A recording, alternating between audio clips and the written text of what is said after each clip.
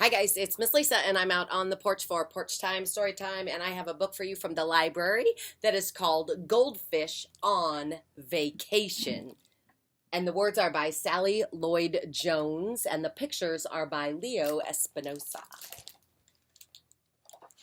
Goldfish on Vacation.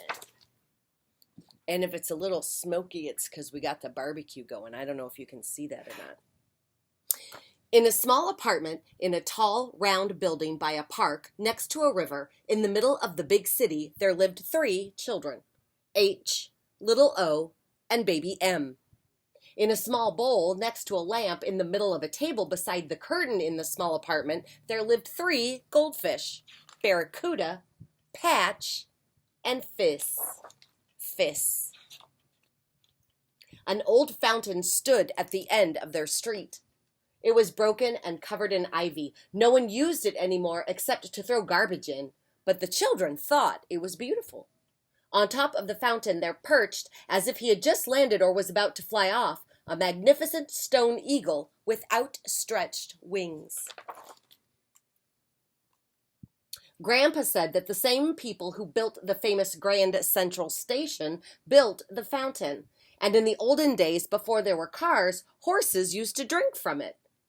But when people got cars, they didn't need the horses or the fountain, and they stopped taking care of it. The children felt sad for the fountain and for the eagle. Then, one early summer day, a sign appeared. I will read you the sign.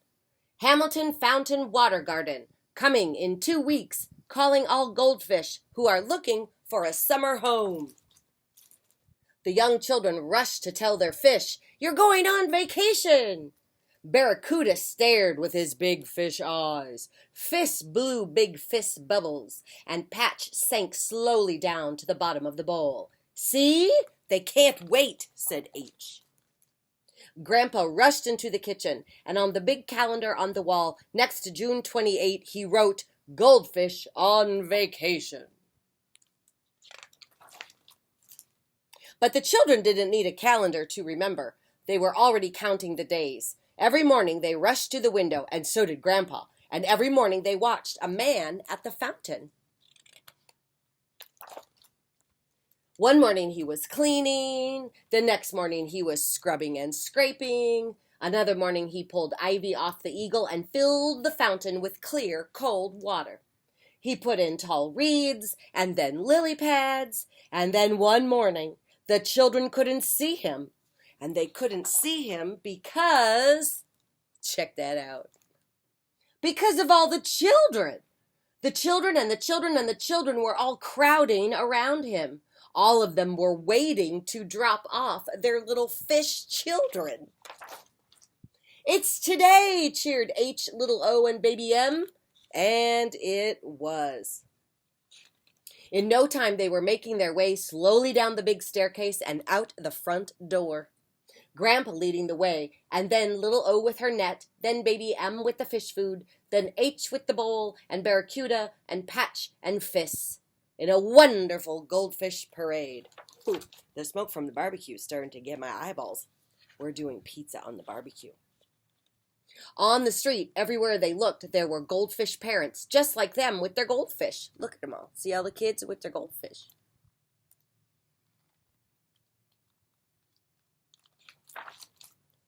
When at last it was their turn at the fountain, H and baby M and little O told their fish goodbye, see you soon, and don't be homesick.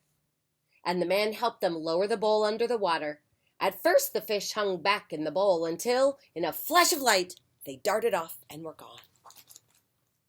The water shone in the shadow of the eagle's wings, and the children saw, glistening in the sunlight, swimming in the clear, cool pool, like sudden glimpses of hidden treasure, fish after golden fish.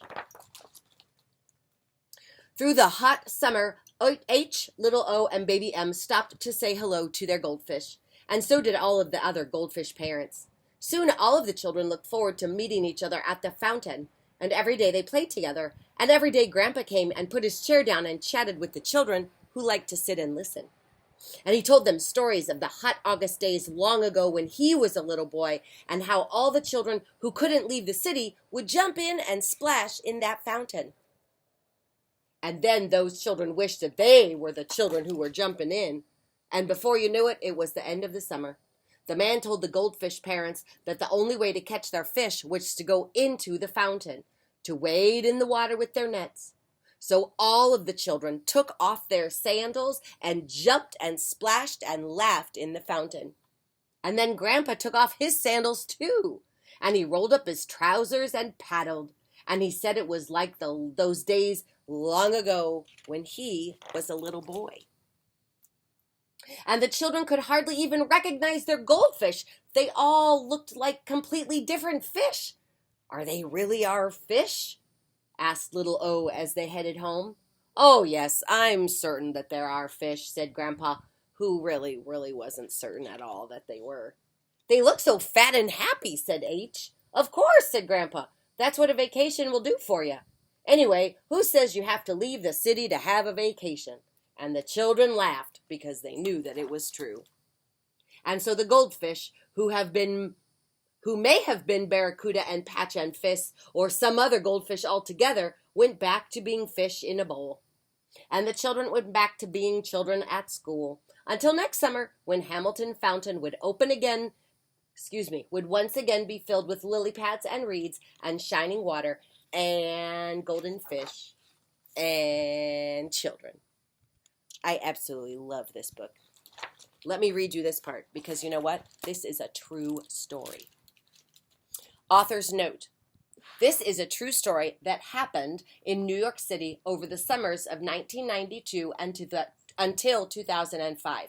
The fountain is on Riverside Drive and 76th Street, and it is called Hamilton Fountain after Robert Ray Hamilton, who gave it to New York, who was the great-grandson of a very famous Hamilton named Alexander Hamilton.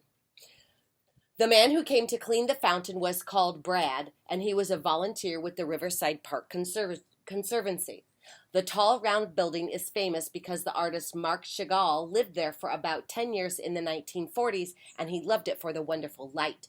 The three children and their goldfish and their grandpa were inspired by my nieces and nephews and their goldfish and their granddad, but I made up the bit about them living in New York City. They all live in England, but I didn't make up any of the other bits, I promise you. He said, so it is completely true, made-up story. And in 2009, someone gave some money for the fountain to be restored, and at last it was the end. Goldfish on Vacation. I hope you have a good night. Bye-bye. I'll see you tomorrow for more Porch Time Story Time. Bye-bye.